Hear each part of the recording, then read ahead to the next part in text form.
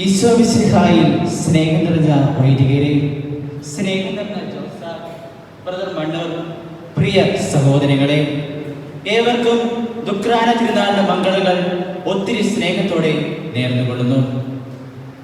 ഒരു മനുഷ്യനെ കണ്ടെത്തുക എന്നത് ഇത്രയും പ്രയാസം നിറഞ്ഞ ഒരു കാര്യമാണ്. അധികാരമുള്ളവരെ കണ്ടെത്താം, ജ്ഞാനമുള്ളവരെയും കണ്ടെത്താം, സമ്പത്തും പ്രശസ്തിയും നേടിയവരെയും കണ്ടെത്താം.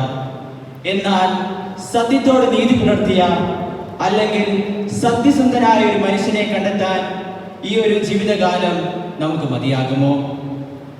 ഈ ചോദ്യമാണ് 2000 വർഷത്തിലധികം മുമ്പ് ഗ്രീസിലെ ഒരു വിചിത്ര ദാർശനികനെ പകൽ വെളിച്ചത്തിൽ കത്തുന്ന വിളക്കുമായി നഗരവീതിയിലൂടെ നടക്കാൻ പ്രേരിപ്പിച്ചത്. അദ്ദേഹമായിരുന്നു ഡയോജനീസ്.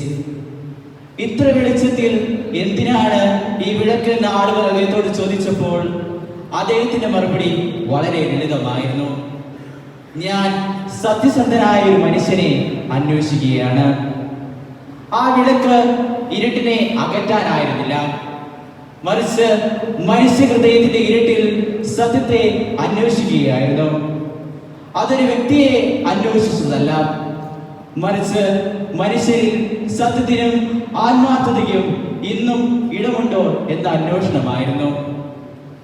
ക്രൈസ്തവ വിശ്വാസത്തിന്റെ അടിസ്ഥാനം തന്നെ യഥാർത്ഥ സത്യമായ മിശിഹായെ കണ്ടെത്തലാണ്.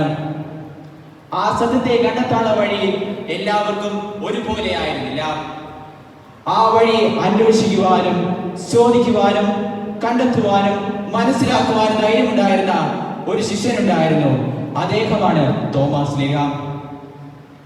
ബെനഡിക്ട് 16 മാർപ്പാപ്പ ഇപ്രകാരം പറയുന്നു: തോമാസ് ലീഹ തന്റെ ജീവിതത്തിലൂടെ നമ്മെ പഠിപ്പിക്കുന്നത് ചോദ്യങ്ങൾ ചോദിക്കാൻ നാം ഭയപ്പെടരുത്, മറിച്ച് ഉത്തരത്തിനായി നാം മിശിഹായെ സമീപിക്കണം എന്നാണ്.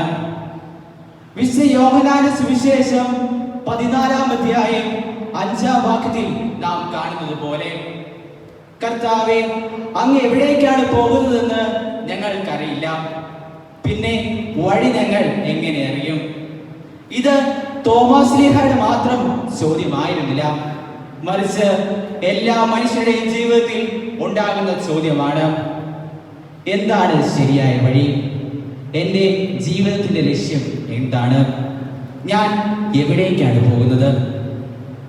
മധ്യകാല തത്വചിന്തകനായ പീറ്റർ ആബേലാഡ് പറയുന്നു: സംശയിക്കുന്നതിലൂടെ നാം സത്യത്തെ കണ്ടെത്തുന്നു. ഈ വാക്കുകളുടെ ഏറ്റവും മനോഹരമായ ഉദാഹരണമാണ് തോമാസ് ലീഹയുടെ ജീവിതം. അദ്ദേഹം ചോദിച്ചു, അന്വേഷിച്ചു, കാത്തിരുന്നു. അവസാനം അദ്ദേഹം സത്യത്തെ കണ്ടെത്തി: എന്റെ കർത്താവും എന്റെ ദൈവവും എന്ന പരമസത്യമായ മിശിഹായെ. അതിനാലാണ് സഭാപിതാവായ ഗ്രിഗറി ഇപ്രകാരം പറയുന്നത്: മറ്റ് ശിഷ്യന്മാരുടെ വിശ്വാസത്തെക്കാൾ തോമാസ് ലീഹയുടെ സംശയം നമ്മുടെ വിശ്വാസത്തിന്റെ കാതലായി തീർന്നു. തോമാസ് ലീഹയുടെ സംശയം കേവലം അവിശ്വാസത്തിന്റെ അടയാളമായിരുന്നില്ല, മറിച്ച് സത്യത്തെ കണ്ടെത്താനുള്ള ആത്മാർത്ഥമായ അന്വേഷണമായിരുന്നു. വിശുദ്ധ ജോൺ പോൾ രണ്ടാമൻ മാർപ്പാപ്പ വിശ്വാസവും യുക്തിയും എന്ന തന്റെ സാക്രിക ലേഖനത്തിൽ ഇപ്രകാരം പറയുന്നു: സത്യത്തെ തിരിച്ചറിയാൻ മനുഷ്യനെ സഹായിക്കുന്ന 2 ചിറകുകളാണ് വിശ്വാസവും യുക്തിയും. ഈ 2 ചിറകുകളും നമുക്ക് തോമാസ് ലീഹയുടെ ജീവിതത്തിൽ കാണാൻ സാധിക്കും. അദ്ദേഹം യുക്തിയോടെ അന്വേഷിച്ചു, വിശ്വാസത്തോടെ ഏറ്റുപറഞ്ഞു, കണ്ടെത്തിയ സത്യത്തിന് വേണ്ടി ജീവൻ സമർപ്പിച്ചു. അതിനുവേണ്ടി ഭാരതത്തിന്റെ ഈ മണ്ണിലേക്ക് യാത്ര ചെയ്തു. അവസാനം രക്തസാക്ഷിത്വം വരിച്ച് സത്യത്തിന് സാക്ഷ്യം നൽകി. പ്രിയ സഹോദരങ്ങളെ, ഡയോജനീസിന്റെ വിളക്ക് സത്യസന്ധനായ ഒരു മനുഷ്യനെ അന്വേഷിച്ചു. എന്നാൽ തോമാസ് ലീഹയുടെ അന്വേഷണം അവസാനിച്ചത് ഞാൻ വഴിയും സത്യവും ജീവനുമാണെന്ന് സ്വയം വെളിപ്പെടുത്തിയ ജീവിക്കുന്ന ദൈവമായ ക്രിസ്തുവിലാണ്. അവിടെയാണ് എല്ലാ മനുഷ്യരുടെയും അന്വേഷണങ്ങൾ അവസാനിക്കുന്നത്. കാരണം മനുഷ്യന്റെ എല്ലാ അന്വേഷണങ്ങൾക്കും അവിടെ വ്യക്തമായ അർത്ഥവും പൂർണ്ണമായ ദിശയും ലഭിക്കുന്നു.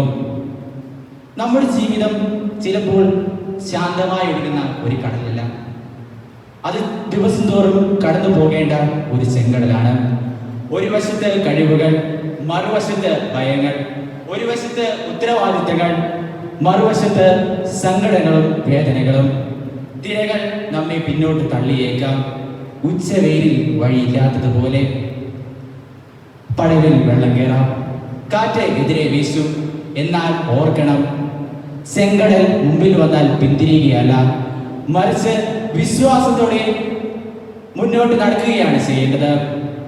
കാരണം ഇസ്രായേൽ ജനതയെ നയിച്ച ദൈവം തോമാസ് ശ്ലീഹായെ സമുദ്രങ്ങൾ കടത്തി തൻ്റെ സുവിശേഷത്തിന് സാക്ഷിയാക്കി.